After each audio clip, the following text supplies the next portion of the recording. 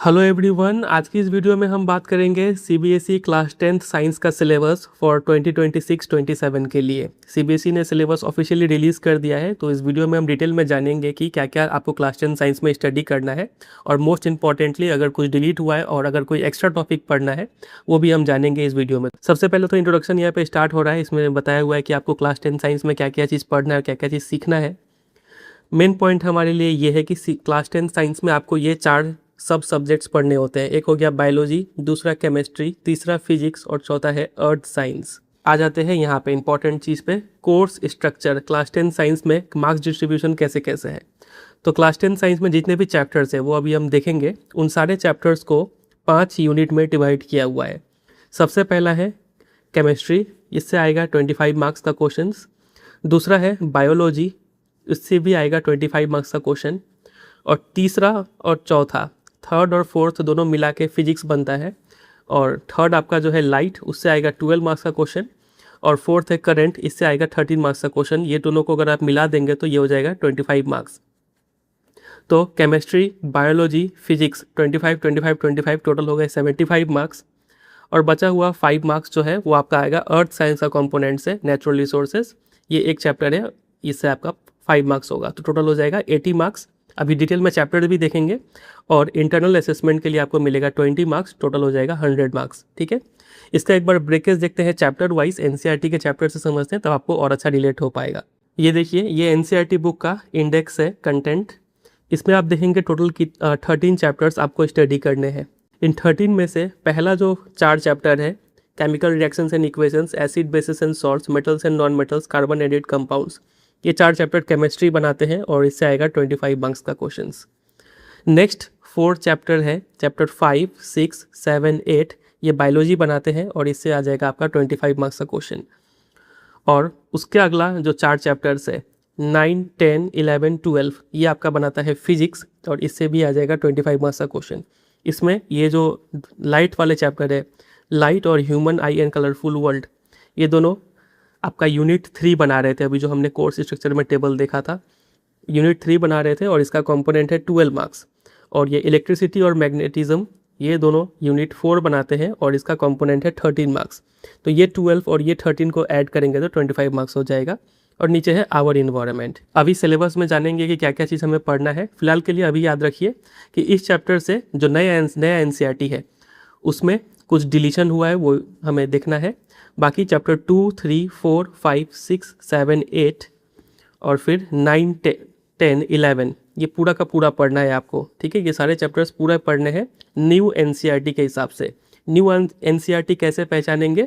आपका NCERT book है, उसमें ये देख लीजिएगा, रीप्रिंट 2026-2027 ये सेशन लिखा हुआ है, तो वो न्यू सेशन वाला बुक है। ठीक है, और अगर आपका पुराना है तो इससे ऑनलाइन डाउनलोड करके आप मैच कर लेंगे। ये जो चैप्टर है magnetic effects of electric current, इसमें कुछ एडिशन हुआ है, वो हम देख लेंगे अभी डिटेल सिलेबस में।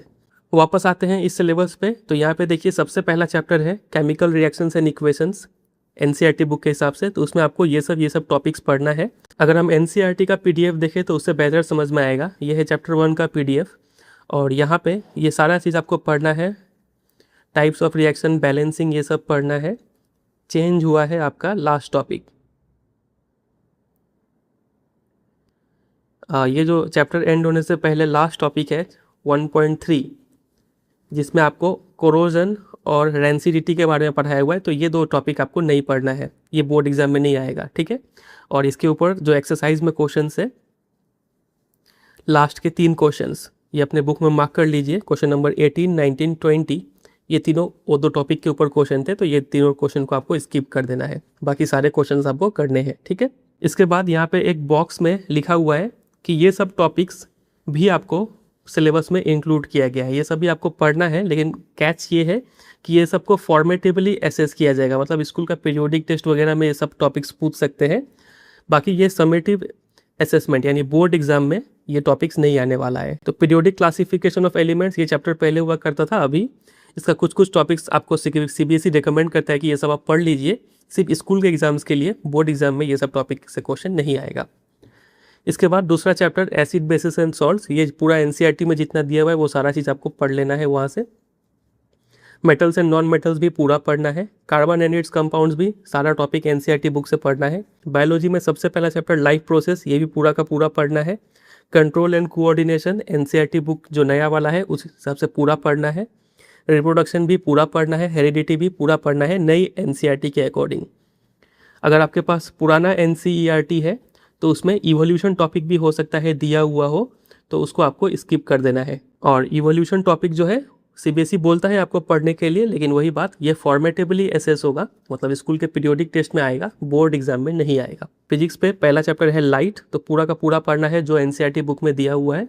Human I and colourful world, ये सब से भी पूरा पढ़ना है। बस ये याद रखिएगा, ये जो टॉपिक है colour of sunrise and sunset, ये अगर आपके पास पुराना एनसीईआरटी है, ओल्ड एनसीईआरटी, तो उसमें पक्का ये टॉपिक दिया हुआ होगा, तो अपने बुक में मार्क कर लीजिएगा कि ये टॉपिक नहीं पढ़ना है। ठीक है, क्लियर हेडिंग लगाया होगा, वो टॉपिक को स्किप कर देना है, colour of sunrise and sunset. इसके बाद आ जाते हैं करंट पे। करंट चैप्टर भी, इलेक्ट्रिसिटी चैप्टर पूरा पढ़ना है। ये चैप्टर पे थोड़ा गौर डालिएगा। Magnetic effects of electric current, जो नया एनसीईआरटी में जो दिया हुआ है कंटेंट, वो तो आपको पूरा पढ़ना है, लेकिन बशर्ते यहाँ पे एक पॉइंट है, direct current, alternating current, frequency of alternating current और advantage of alternating current over direct current.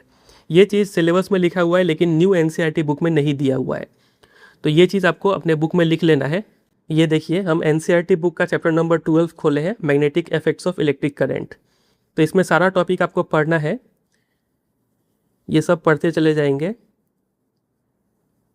और वहाँ पे जो सिलेबस में लिखा हुआ था ऑल्टरनेटिंग करंट और direct current, advantage of alternating current over direct current, वो चीज़ सीआरटी ने हटा दिया है यहाँ पे। तो आप अपने बुक में यहाँ पे वो तीनों टॉपिक लिख के रख लीजिए।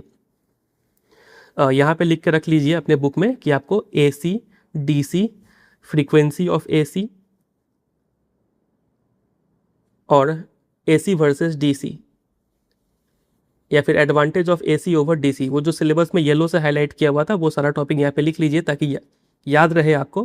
पेज नंबर 205 में यहाँ पे लिख लीजिएगा कि वो टॉपिक आपको पढ़ना है। जब आप ये चैप्टर पढ़ेंगे तब आपको वो याद रहेगा। समरी पार्ट में थोड़ा सा दिया हुआ है कि in our house we receive alternating current of इतना वोल्ट एंड फ्रीक्वेंसी 50 हर्ट्ज, सिर्फ इतना बात लिखा हुआ है, लेकिन एसी है क्या, इसका डीसी के ऊपर क्या एडवांटेज है, वो चीज़ मिसिंग है यहाँ पे, तो वो आपको एक्स्ट्रा पढ़ना है। तो ये वाला जो पॉइंट है ये अपने एनसीईआरटी बुक के पेज नंबर 205 में लिख के रख लीजिए, और जब आपके टीचर भी पढ़ाए तो आप उनको बता सकते हैं कि ये टॉपिक एक्स्ट्रा पढ़ा देने, क्योंकि ये सिलेबस में लिखा हुआ है। अगर आपके पास पुराना बुक है उसमें इलेक्ट्रिक जनरेटर, इलेक्ट्रोमैग्नेटिक इंडक्शन, ये सब भी मेंशन होगा, लेकिन वो चीज़ आपको नहीं पढ़ना है, मोटर वगैरह नहीं पढ़ना है। ये सब सिर्फ स्कूल के एग्जाम में आएगा, बोर्ड एग्जाम में नहीं आएगा। और लास्ट चैप्टर अर्थ साइंस को बिलोंग करता है, आवर इन्वायरमेंट। ये इकलौता चैप्टर है जो 5 नंबर कैरी करता है। बहुत ईजी और बहुत इंपॉर्टेंट, क्योंकि बहुत इजी टॉपिक्स है इसमें और इजीली 5 मार्क्स आपको मिल जाता है। ठीक है, वो पूरा पढ़ना है एनसीईआरटी बुक से। अब कुछ यहाँ पे इंपॉर्टेंट नोट्स दिए हुए हैं। पहला नोट ये है कि ये सब जो टॉपिक है, पीरियोडिक क्लासिफिकेशन, फिर heredity and evolution, electric effect of electric current, ये सब टॉपिक जो ऊपर बॉक्स में लिखा हुआ था वो सिर्फ आपके पीरियोडिक टेस्ट में आएगा, बोर्ड एग्जाम में नहीं आएगा। लर्नर्स में भी assign to read these topics and encourage to prepare a brief write up in their portfolio. Project work वगैरह अगर मिलता है तो वो सब में आप इसके बारे में कुछ पढ़ा सकते हैं, टीचर्स को बोला गया है। तीसरा पॉइंट जो बहुत इंपॉर्टेंट है और अक्सर कई बच्चों के मन में ये डाउट रहता है कि the NCERT text book present information in boxes across the book. आपको एनसीईआरटी बुक में कई सारे बॉक्सेस मिलेंगे, उसमें कुछ इन्फॉर्मेशन रहेगा, मोर टू नो करके। These help student to get conceptual clarity. ये बॉक्सेस इसलिए दिए गए हैं कि आपको ज़्यादा कॉन्सेप्ट क्लियर हो। However, the information in these boxes would not be assessed in the year-end examination. CBSE ने साफ साफ बोल दिया है कि इस बॉक्स में जो भी इंफॉर्मेशन दिया हुआ है वो उसके ऊपर बोर्ड एग्जाम में कोई क्वेश्चन नहीं पूछा जाएगा। ठीक है, अब ये कौन सा बॉक्स होता है एक बार एनसीईआरटी बुक में देख लेते हैं। जैसे कि अगर हम चैप्टर नंबर 12 भी देखें तो यहाँ पे आपको पहले पेज में ही एक ये बॉक्स मिल जाएगा हैंस क्रिश्चियन ओस्टेड के ऊपर। तो ये बस आपका एक्स्ट्रा इन्फॉर्मेशन के लिए दिया हुआ है, इसके ऊपर क्वेश्चंस बोर्ड एग्जाम में नहीं पूछे जाएंगे। वैसे ही बाकी ये सब जो एक्टिविटी वाले बॉक्स है ये सब तो बहुत इंपॉर्टेंट है, इसके ऊपर क्वेश्चंस आते ही है, ये सब तो पढ़ना है।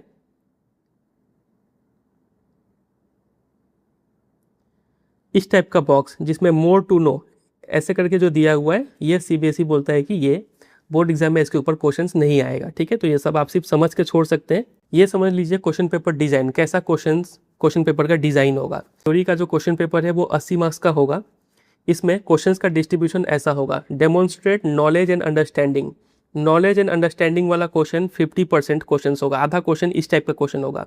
अब ये क्वेश्चंस कैसे होते हैं, इस टाइप के वर्ड से स्टार्ट होते होंगे, जैसे कि state, name, list, identify, define, suggest, describe, outline, summarise etcetera. ये सब वर्ड वाले क्वेश्चंस 50% होंगे क्वेश्चन पेपर में, ठीक है। मतलब 40 मार्क्स का क्वेश्चन, 80 में से 40 मार्क्स का क्वेश्चन इस टाइप के होंगे। उसके बाद application of knowledge and concept, apply करने वाले क्वेश्चन 30% होंगे, कॉम्पिटेंसी बेस्ड क्वेश्चंस। तो एप्लीकेशन वाले क्वेश्चंस ये सब वर्ब से स्टार्ट हो रहे होंगे, जैसे कि calculate, illustrate, show, adapt, explain, distinguish, ये सब हो गए एप्लीकेशन बेस्ड क्वेश्चंस, ये 30% होंगे। और फॉर्मुलेट, एनालाइज, इवेलुएट, क्रिएट, इस टाइप के क्वेश्चंस 20% होंगे। इन सब का वर्डिंग कुछ ऐसा होगा, interpret, analyse, compare, contrast, examine, evaluate, discuss, construct, ये सब शब्द वाले क्वेश्चंस 20% होंगे। समझ गए ब्रेकेज। और ये 50%। तो यही 50% आपके बनाते हैं competency based questions. Question paper में आपको मिलेगा very short answer type question, जिसमें ऑब्जेक्टिव क्वेश्चंस यानी MCQs मिलेंगे 20 नंबर के। बाकी सैम्पल क्वेश्चन पेपर आएगा तो डिटेल में बताएंगे हम। इसमें MCQ होंगे plus assertion reason type questions होंगे। शॉर्ट आंसर, लॉन्ग आंसर, ये क्वेश्चन मिलेंगे आपको। और उसके बाद लास्ट सेक्शन यानी सेक्शन E में आपको सोर्स बेस्ड यानी केस बेस्ड, नहीं तो पैसेज बेस्ड टाइप के क्वेश्चंस मिलेंगे। और इस पूरे क्वेश्चन पेपर में 33% क्वेश्चंस में इंटरनल चॉइस प्रोवाइड किया होगा, ठीक है। ऑप्शंस रहेगा कोई 2 में से एक अटेम्प्ट करने का। बाकी इंटरनल असेसमेंट होगा 20 नंबर का, 20 मार्क्स का। इसका डिस्ट्रीब्यूशन ऐसे है कि पीरियोडिक असेसमेंट स्कूल टेस्ट में 5 10 मार्क्स वहाँ से लिया जाएगा स्कूल के एग्जाम से। सब्जेक्ट इनरिचमेंट प्रैक्टिकल वर्क से आपको 5 मार्क्स मिलेगा। और पोर्टफोलियो के लिए आपको मिलेगा 5 मार्क्स। टोटल हो गया 20 मार्क्स, ऐसा डिस्ट्रीब्यूशन होगा, ठीक है।